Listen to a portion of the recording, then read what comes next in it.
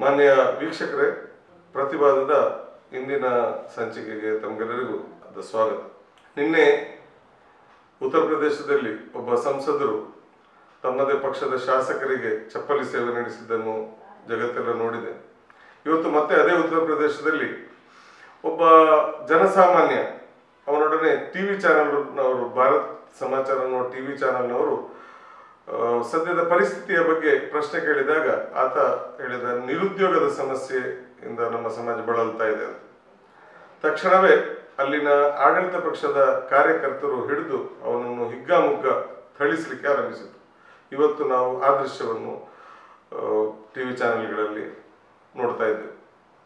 ಈ ನಿರುದ್ಯೋಗದ ಸಮಸ್ಯೆ ಅನ್ನೋದು ನೀವು ಎಷ್ಟು ಮರೆಮಾಚಲಿಕ್ಕೆ ಪ್ರಯತ್ನಿಸಿದ್ರು ಅದು ತನ್ನನ್ನು ಸಮಾಜದಲ್ಲಿ ಪ್ರದರ್ಶಿಸ್ತಾ ಇರ್ತದೆ.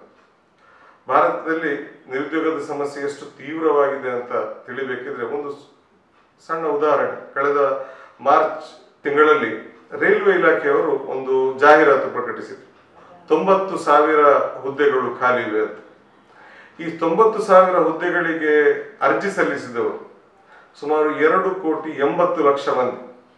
ಈ 90,000 ಹುದ್ದೆಗೆ 2,80,00,000 ಮಂದಿ ಅರ್ಜಿ ಸಲ್ಲಿಸಬೇಕಿದ್ರೆ ನಿರುದ್ಯೋಗದ ಸಮಸ್ಯೆ ದೇಶದಲ್ಲಿ ಎಷ್ಟು ತೀವ್ರವಾಗಿದೆ ಅಂತ ಯಾರಾದರೂ ಊಹಿಸ್ಬೋದು.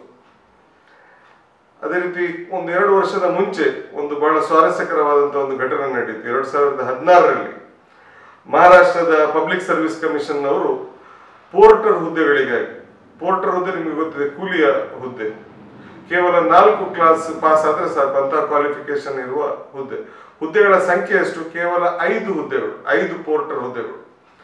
ಈ ಹುದ್ದೆಗಳಿಗಾಗಿ ಅರ್ಜಿ ಆಹ್ವಾನಿಸಲಾದಾಗ ಸಾವಿರಾರು ಅರ್ಜಿಗಳು ಬಂದವು. ಅವುಗಳ ಪೈಕಿ ಸುಮಾರು 984 ಮಂದಿ ಅರ್ಜಿದಾರರು ಗ್ರಾಜ್ಯುಯೇಟ್ಗಳಾಗಿದ್ದರು. 250 ಮಂದಿ ಅರ್ಜಿದಾರರು ಪೋಸ್ಟ್ ಗ್ರಾಜ್ಯುಯೇಟ್ಗಳಾಗಿದ್ದರು ಮತ್ತು 5 ಮಂದಿ ಎಂಫಿಲ್ ಮಾಡಿದವರಾಗಿದ್ದರು. ಇದು ನಮ್ಮ ಇವತ್ತಿನ ಸ್ಥಿತಿ. ಭಾರತದಲ್ಲಿ ತಾವು ನಿರುದ್ಯೋಗಿಗಳು ಅಂತ ಅಧಿಕೃತವಾಗಿ ನೋಂದಾಯಿಸಿಕೊಂಡವರು ಅವರ ಸಂಖ್ಯೆ ಈಗ 3 ಕೋಟಿಗಿಂತಲೂ ಹೆಚ್ಚಿದೆ. ಮಾತ್ರ ಅಲ್ಲ, ಉದ್ಯೋಗ ರಂಗದಲ್ಲಿ ಪರಿಸ್ಥಿತಿ ದಿನೇ ದಿನೇ ಬಿಗಡಾಯಿಸ್ತಾ ಇದೆ. ತೀರಾ ಇತ್ತೀಚಿನ ಮಾಹಿತಿ ಪ್ರಕಾರ ಇವತ್ತು ಇರುವಂತಹ ನಿರುದ್ಯೋಗದ ಸ್ಥಿತಿ ಭಾರತದಲ್ಲಿ ಕಳೆದ 45 ವರ್ಷಗಳಲ್ಲಿ ಇದ್ದಂತಹ ಸ್ಥಿತಿಗಿಂತ ಕೆಟ್ಟದಾಗಿದೆ. ಈ ಉದ್ಯೋಗ ಅನ್ನೋದು ಕೇವಲ ಒಬ್ಬ ವ್ಯಕ್ತಿಯ ಆದಾಯಕ್ಕೆ ಸಂಬಂಧಿಸಿದಂಥ ವಿಷಯ ಅಲ್ಲ, ನೇರವಾಗಿ ಸಾಮಾಜಿಕ ಸ್ವಾಸ್ಥ್ಯದೊಂದಿಗೆ ಸಂಬಂಧ ಇರುವಂತಹ ವಿಷಯ ಇದು. ಒಬ್ಬ ವ್ಯಕ್ತಿ, ವಿಶೇಷವಾಗಿ ಯುವಕರು, ಬಹಳಷ್ಟು ಶಕ್ತಿ ಇರುವವರು, ಬಹಳಷ್ಟು ಪ್ರತಿಭೆ ಇರುವವರು, ಬಹಳಷ್ಟು ಸಾಮರ್ಥ್ಯಗಳಿರುವವರು, ಅವರಿಗೆ ಮಾಡಲಿಕ್ಕೆ ಬೇಕಾದಂತಹ ಒಂದು ಕೆಲಸ ಇಲ್ಲದಿದ್ದರೆ, ಒಂದು ಆದಾಯದ ಮೂಲ ಇಲ್ಲದಿದ್ದರೆ ಅವರು ಅಡ್ಡದಾರಿಗಳನ್ನು ಹಿಡುವಂತಹ ಎಲ್ಲ ಸಾಧ್ಯತೆಗಳಿರ್ತವೆ. ಕಳೆದ ವರ್ಷ ಚುನಾವಣೆಯ ಸಂದರ್ಭದಲ್ಲಿ ರಾಜಸ್ಥಾನದಲ್ಲಿ ನಮ್ಮ ಅಲ್ಲಿಯ ಆಗಿನ ಮುಖ್ಯಮಂತ್ರಿ ಅವರನ್ನು ಪ್ರಶ್ನಿಸಲಾಯಿತು, ರಾಜಸ್ಥಾನದಲ್ಲಿ ಈ ಲಿಂಚಿಂಗ್ನ ಘಟನೆಗಳು ಯಾಕೆ ಇಷ್ಟು ದೊಡ್ಡ ಪ್ರಮಾಣದಲ್ಲಿ ನಡೀತಾ ಇವೆ ಅಂತ. ಯಾರಾದ್ರೂ ಒಬ್ಬ ಮುಗ್ಧನನ್ನು ಹಿಡಿದು, ಅನೇಕ ಮಂದಿ ಹಿಡಿದು ಅವನನ್ನು ಥಳಿಸುವುದು, ಕೊಲ್ಲುವುದು, ಇಂತಹ ಕ್ರೂರ ಅಮಾನುಷ ಘಟನೆಗಳು ರಾಜಸ್ಥಾನದಲ್ಲಿ ಯಾಕೆ ನಡೀತಾ ಇವೆ ಅಂತ. ಅದಕ್ಕೆ ಅವರು ಕೊಟ್ಟಂತ ಬಹಳ ಸರಳ ಉತ್ತರ, ಇದಕ್ಕೆ ನಮ್ಮ ಸಮಾಜದಲ್ಲಿ ದೊಡ್ಡ ಪ್ರಮಾಣದಲ್ಲಿ ಇರುವಂತಹ ನಿರುದ್ಯೋಗದ ಸಮಸ್ಯೆ ಇದಕ್ಕೆ ಕಾರಣ ಅಂತ. ಈ ನಿರುದ್ಯೋಗದ ಸಮಸ್ಯೆ ಬೇರೆ ಅನೇಕ ಸಮಸ್ಯೆಗಳಿಗೆ ಜನ್ಮ ಕೊಡ್ತದೆ. ಇವತ್ತು ನಮ್ಮ ಪ್ರಧಾನಿಯಾಗಿರುವಂತಹ ಮಾನ್ಯ ನರೇಂದ್ರ ಮೋದಿ ಅವರನ್ನು ಈ ಪ್ರಧಾನಿ ಪಟ್ಟಕ್ಕೆ ತಲುಪಿಸುವುದರಲ್ಲಿ ನಮ್ಮ ದೇಶದ ಕೋಟ್ಯಾಂತರ ನಿರುದ್ಯೋಗಿ ಯುವಕರು ಅವರು ಬಹಳ ದೊಡ್ಡ ಪಾತ್ರ ವಹಿಸಿದ್ದಾರೆ. ಅವರಿಗಾಗಿ ರಾತ್ರಿ ಹಗಲು ಬೆವರಿಳಿಸಿ ಕೆಲಸ ಮಾಡಿದ್ದಾರೆ, ಅವರಿಗಾಗಿ ಸಭೆಗಳನ್ನು ಸಂಘಟಿಸಿದ್ದಾರೆ, ಅವರಿಗಾಗಿ ಘೋಷಣೆಗಳನ್ನು ಕೂಗಿದ್ದಾರೆ, ಅವರಿಗಾಗಿ ಹೊಡೆದಾಟಗಳನ್ನು ಕೂಡ ಮಾಡಿದ್ದಾರೆ.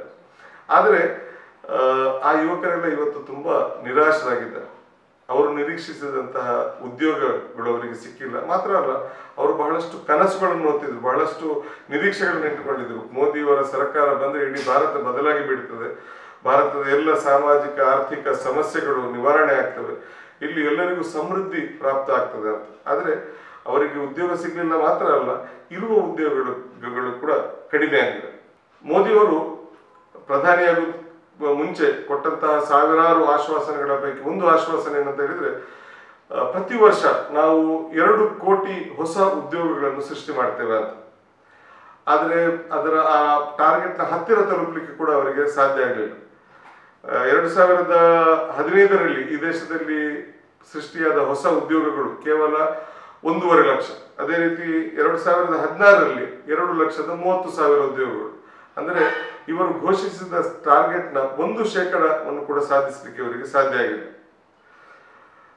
ಮಾತ್ರ ಅಲ್ಲ, ಪರಿಸ್ಥಿತಿ ದಿನೇ ದಿನೇ ಹದಗೆಡ್ತಾ ಇದೆ ಅನ್ನೋದಕ್ಕೆ ಸ್ವತಃ ಭಾರತದ ಸರ್ಕಾರದ ವಿವಿಧ ಸಂಸ್ಥೆಗಳು, ವಿಶೇಷವಾಗಿ ಲೇಬರ್ ಬ್ಯೂರೋದವರು ಇತ್ತೀಚೆಗೆ ಒಂದು ಮಾಹಿತಿ ಕೊಟ್ಟರು. ಅದರ ಪ್ರಕಾರ ಭಾರತದಲ್ಲಿ ಅತ್ಯಧಿಕ ಉದ್ಯೋಗಗಳನ್ನು ಸೃಷ್ಟಿ ಮಾಡುವ 8 ಸೆಕ್ಟರ್ಗಳಿವೆ.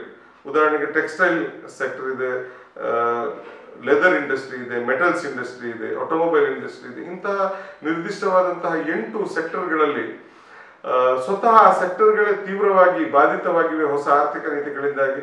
ಮತ್ತು ಹೊಸ ಉದ್ಯೋಗಗಳನ್ನು ಸೃಷ್ಟಿಸುವುದು ಬಿಟ್ಟು ಅಲ್ಲಿರುವ ಉದ್ಯೋಗಗಳು, ಈಗಾಗಲೇ ಇರುವ ಉದ್ಯೋಗಗಳಿಗೆ ಕೂಡ ಅಲ್ಲಿ ಕತ್ತರಿ ಬೀಳ್ತಾ ಇದೆ. ನಮ್ಮ ದೇಶದಲ್ಲಿ ಒಂದು ಪ್ರತಿಷ್ಠಿತ ಆರ್ಥಿಕ ಸಮೀಕ್ಷಾ ಸಮಿತಿ ಇದೆ, ಒಂದು ಸಂಸ್ಥೆ ಇದೆ, CMEI ಅಂತ, centre for monitoring Indian economy ಅಂತ.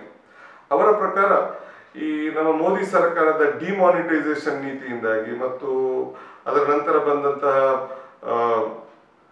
GST ನೀತಿಯಿಂದಾಗಿ ಕನಿಷ್ಠ 2 ಕೋಟಿ ಉದ್ಯೋಗಗಳು, 2 ಕೋಟಿ ಮಂದಿ ಉದ್ಯೋಗ ಕಳೆದುಕೊಂಡಿದ್ದಾರೆ. ಮತ್ತು ಎಷ್ಟೋ ಸಣ್ಣ ಕೈಗಾರಿಕೆಗಳ, ಸಣ್ಣ ಉದ್ಯಮಗಳ ಜನರು ತಮ್ಮ ಉದ್ಯಮಗಳನ್ನೇ ಕಳೆದುಕೊಂಡಿದ್ದಾರೆ.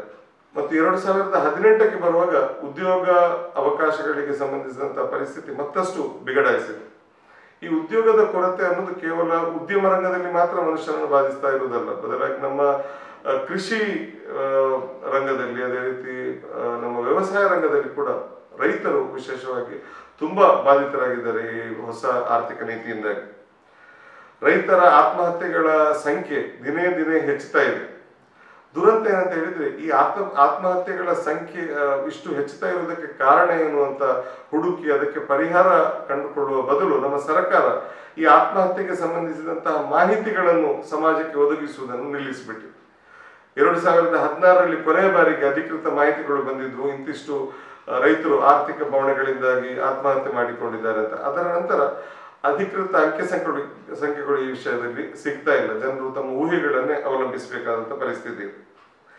ಸಾಮಾನ್ಯವಾಗಿ ನಮ್ಮ ಎಲ್ಲ ರಾಜಕೀಯ ಪಕ್ಷಗಳಿಗೆ ದೊಡ್ಡ ಸಂಖ್ಯೆಯಲ್ಲಿ ಯುವ ಕಾರ್ಯಕರ್ತರ ಅಗತ್ಯ ಇರ್ತದೆ. ಯಾಕಂತ ಹೇಳಿದ್ರೆ ಈ ಯುವ ಕಾರ್ಯಕರ್ತರು ಬಹಳ ಅಗ್ಗವಾಗಿ ಅವರಿಗೆ ಸಿಗ್ತಾರೆ. ಪೋಸ್ಟರ್ ಹಚ್ಚಲಿಕ್ಕೆ, ಮೆರವಣಿಗೆಯಲ್ಲಿ ಪಾಲ್ಗೊಳ್ಳಿಕ್ಕೆ, ಅದೇ ರೀತಿ ಅಗತ್ಯ ಬಂದಾಗ ಘೋಷಣೆಗಳನ್ನು ಕೂಗ್ಲಿಕ್ಕೆ ಮಾತ್ರ ಅಲ್ಲ, ಹೊಡೆದಾಟ ಮಾಡಲಿಕ್ಕೆ ಕೂಡ ಇವರಿಗೆ ಯುವಕರ ಅಗತ್ಯ ಇದೆ. ಯುವಕರೆಲ್ಲ ಒಂದು ವೇಳೆ ಉದ್ಯಮಿಗಳಾಗಿ ಬಿಟ್ರೆ ಮತ್ತೆ ಇವರ ಸೇವೆಗೆ ಯಾರು ಜನ ಸಿಗುವುದಿಲ್ಲ. ಆದ್ದರಿಂದಲೇ ಬಹುಶಃ ಯಾವುದೇ ರಾಜಕೀಯ ಪಕ್ಷ, ವಿಶೇಷವಾಗಿ ಆಡಳಿತ ಪಕ್ಷದವರು ಯುವಕರಿಗೆ ಉದ್ಯೋಗ ಒದಗಿಸುವ ವಿಷಯದಲ್ಲಿ ಯಾವುದೇ ಆಸಕ್ತಿ ವಹಿಸ್ತಾ ಇಲ್ಲ ಅಂತ ಕಾಣ್ತದೆ. ಮತ್ತು ಸರ್ಕಾರ ಮನಸ್ಸು ಮಾಡಿದ್ರೆ ಈ ಸಮಸ್ಯೆಗೆ ಪರಿಹಾರ ಖಂಡಿತವಾಗಿಯೂ ಸಾಧ್ಯ ಇದೆ. ಆದರೆ ಸರ್ಕಾರ ಈ ವಿಷಯದಲ್ಲಿ ಎಷ್ಟು ಆಲಸ್ಯ ಆಗಿದೆ ಅನ್ನೋದಕ್ಕೆ ಬಹಳ ಸರಳ ಉದಾಹರಣೆ ಏನಂತ ಹೇಳಿದ್ರೆ, ಸದ್ಯ ಕೇಂದ್ರ ಸರ್ಕಾರದಲ್ಲಿ ಮತ್ತು ರಾಜ್ಯ ಸರ್ಕಾರಗಳಲ್ಲಿ ಕನಿಷ್ಠ 24 ಲಕ್ಷ ಹುದ್ದೆಗಳು ಖಾಲಿ ಇವೆ. ಈ ಖಾಲಿ ಇರುವ ಹುದ್ದೆಗಳನ್ನು ಭರ್ತಿ ಮಾಡುವ ವಿಷಯದಲ್ಲಿ ಕೂಡ ಸರ್ಕಾರ ಯಾವುದೇ ಆಸಕ್ತಿ ವಹಿಸಿಲ್ಲ.